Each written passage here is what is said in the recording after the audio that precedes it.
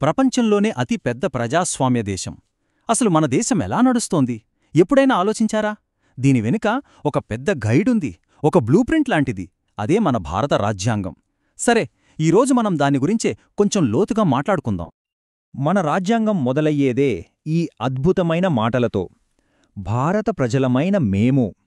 ఇది కేవలం ఒక వాక్యం కాదు, ఒక శక్తివంతమైన ప్రకటన.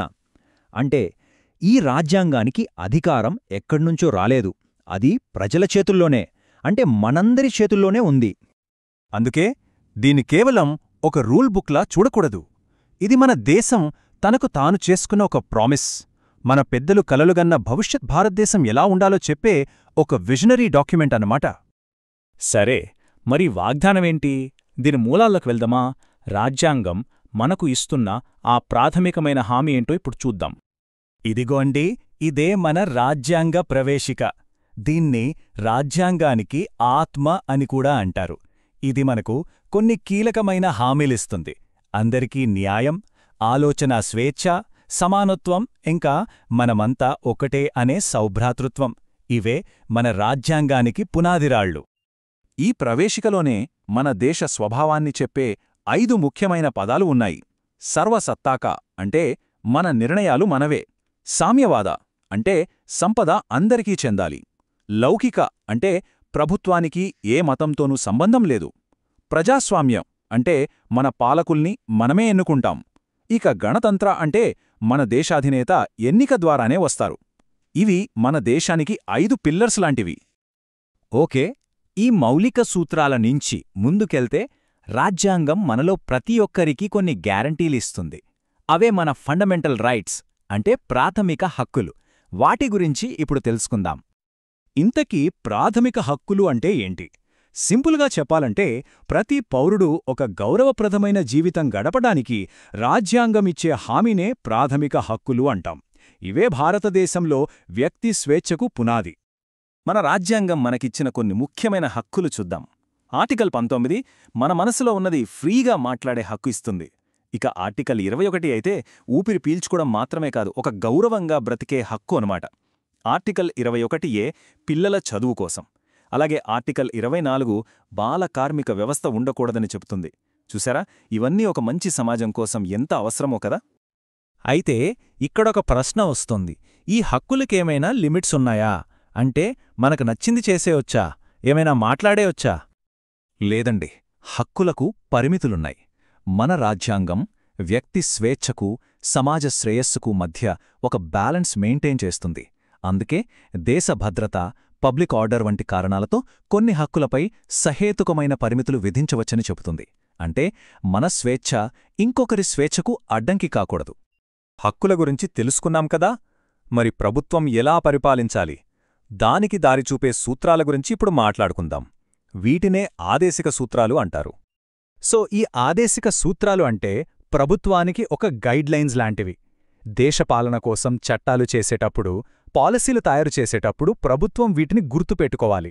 ఒక రకంగా ఇది దేశానికి ఒక long term two do list. ఈ సూత్రాలు ఒక మంచి సమాజానికి రోడ్ మ్యాప్ లాంటివి. ఉదాహరణకు, స్త్రీ పురుషులిద్దరికీ సమాన పనికి సమాన జీతం ఇవ్వడం, మన చారిత్రక కట్టడాలను కాపాడటం, ఇంకా దేశమంతటికీ ఒకే పౌరస్మృతి తీసుకురావడానికి ప్రయత్నించడం, ఇవన్నీ మన దేశ భవిష్యత్తు కోసం నిర్దేశించిన లక్ష్యాలు. సరే, మరి ప్రాథమిక హక్కులకి ఈ ఆదేశిక సూత్రాలకి రెండింటికీ తేడా ఏంటి? ఇది చాలా సింపుల్. ప్రాథమిక హక్కులు మనకు అందకపోతే మనం నేరుగా కోర్టుకు వెళ్ళొచ్చు. కాని ఆదేశిక సూత్రాల కోసం అలా వెళ్లలేం. ఇంకోలా చెప్పాలంటే ప్రభుత్వం ఏమి చెయ్యకూడదో చెప్పేవి హక్కులు, మరి ఏమి చెయ్యాలో చెప్పేవి ఈ సూత్రాలు. చాలా క్లియర్ గదా? ఈ హక్కుల్ని, సూత్రాల్ని అమలు చేయడానికి ఒక సిస్టమ్ కావాలి కదా. మరి మన రాజ్యాంగం ఏర్పాటు చేసిన ప్రభుత్వ యంత్రాంగం ఎలా పనిచేస్తుందో ఇప్పుడు చూద్దాం. ఈ హక్కులను కాపాడటానికి, సూత్రాలను సాధించడానికి మన రాజ్యాంగం చాలా తెలివిగా ఒక ప్రభుత్వాన్ని ఏర్పాటు చేసింది.